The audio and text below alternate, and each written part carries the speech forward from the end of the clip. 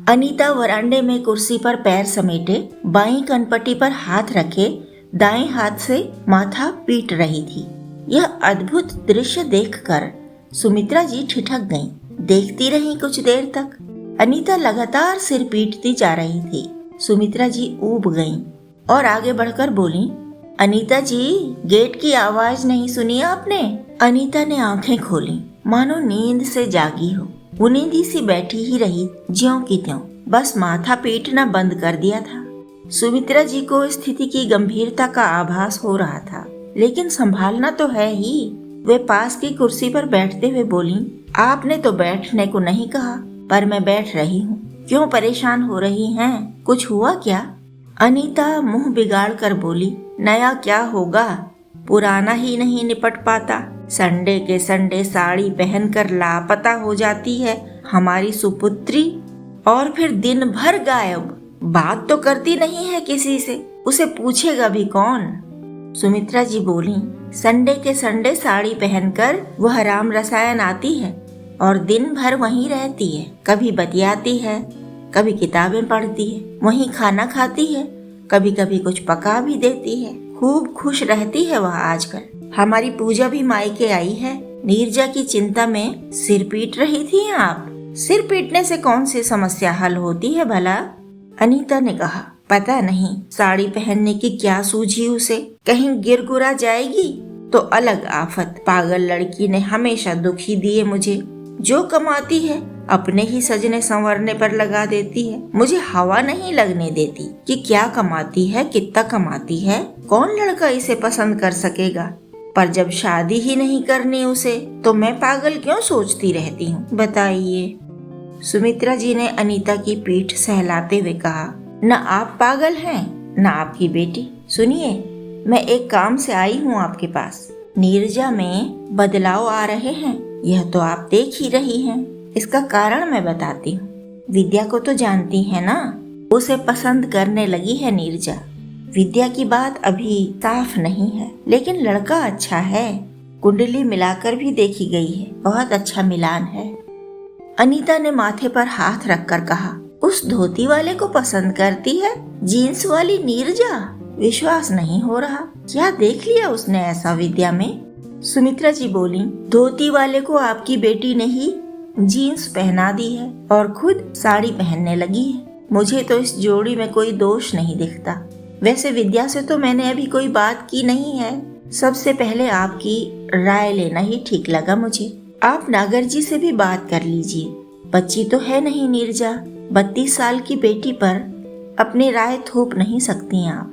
बच्चों की खुशी में ही हमें भी खुश होना चाहिए। अनीता ने पूछा, विद्या के घर वाले कहाँ रहते हैं? सुमित्रा जी ने विद्या के घर की, माँ की सब स्थिति स्पष्ट बता दी। विद्या की माँ का फोन नंबर दिया। चाय पी और वापस राम रसायन लौट गईं। उनकी अपनी बेटियां पूजा और आरती तो उनकी राह देख ही रही थीं। साथ में नीरजा भी थी, जिसे पता था कि सुमित्रा आंटी उसकी माँ से मिलने गई हैं। सुमित्रा जी देख समझ रही थीं कि यहाँ बेचैनी से उनकी प्रतीक्षा की जा रही है, लेकिन थोड़ा आनंद लेने का मूड बना। वे हाथ मुंह धोकर अपने पलंग पर जा लेटी। लड़कियां उनके कमरे के आसपास ही टहलती रहीं। थोड़ी देर में पूजा अंदर आई और बोली, क्या हुआ मम्मी? सुमित्रा जी बोली, कुछ भी नहीं हुआ। पूजा ने कहा, क्या बात हुई नीरजा की मम्मी से? मान गई वे? सुमित्रा जी से अब टाल मटोल नहीं हो पाई। नीरजा को आवाज देकर बुलाया और विस्तार से सब बताया। आश्वासन भी दिया कि बात बन जाएगी। आरती भीतर नहीं आई थी, बाहर से ही सुन रही थी। उसका मन अपने विषय में सोच रहा था। क्या यह आश्वासन वह भी पा सकेगी कि बात बन जाएगी? जब आरती ने सुना मम्मी नीरजा को समझा रही है कि विद्या भैया की अम्मा से भी वे बात कर लेंगी, तब आरती ने धीरे धीरे भीतर की ओर पग बढ़ाए। नीरजा बोली, आंटी, अगर अम्मा जी मुझसे मिलने यहाँ नहीं आ सकती तो मैं वहाँ जा सकती हूँ। मतलब घर नहीं जाऊंगी, कहीं मंदिर में या फिर विद्या के किसी दोस्त के घर या रिश्तेदार के यहाँ जा सकती हूँ। पूजा के यहाँ रहते बात साफ हो जाती तो ठीक रहता। पूजा ने कहा, मैं तो बस 7-8 दिन ही रुक सकती हूँ। इतनी जल्दी कैसे बात हो सकेगी? नीरजा, पता नहीं तुम्हारे मम्मी पापा को कन्विंस करने में ही कितने दिन लग जाएंगे। नीरजा उदास होकर बोली, फिर कौन जाएगा मेरे साथ?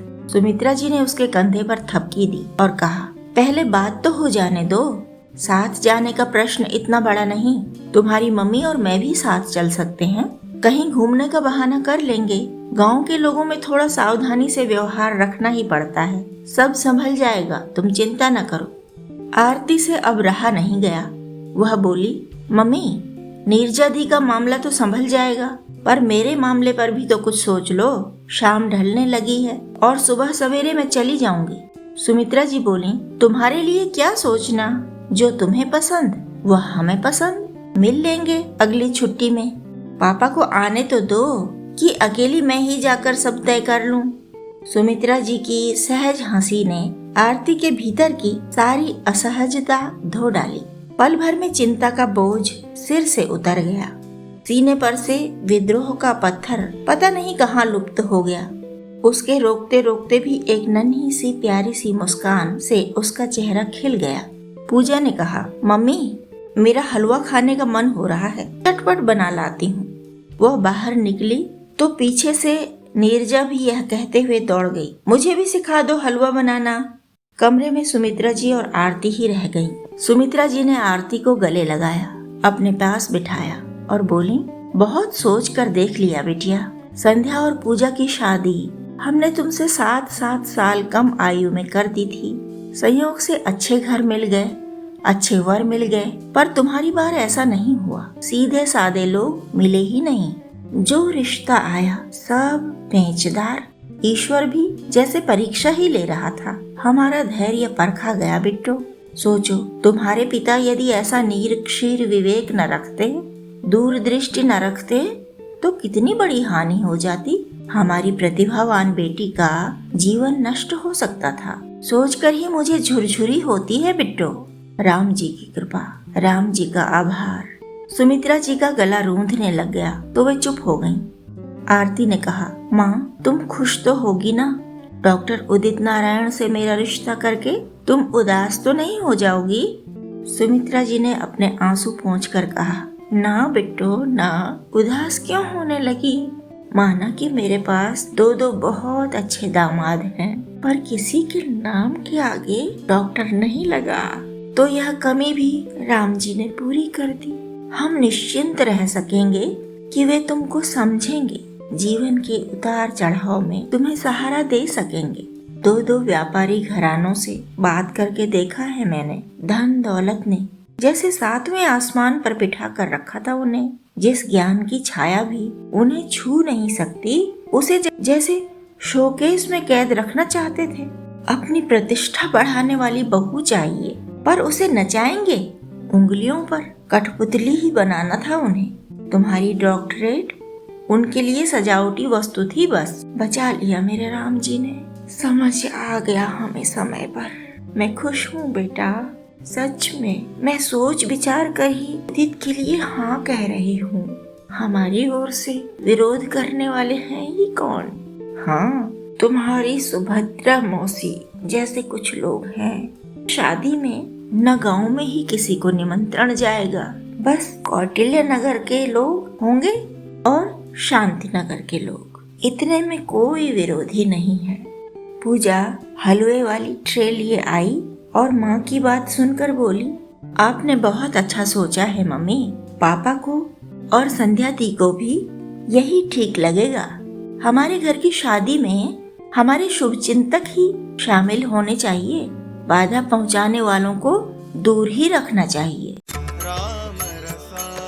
कहानी पसंद आई हो तो लाइक करें, सब्सक्राइब करें और दोस्तों के साथ शेयर करें। और हाँ, कमेंट करना और नोटिफिकेशन बेल दबाना ना भूलें।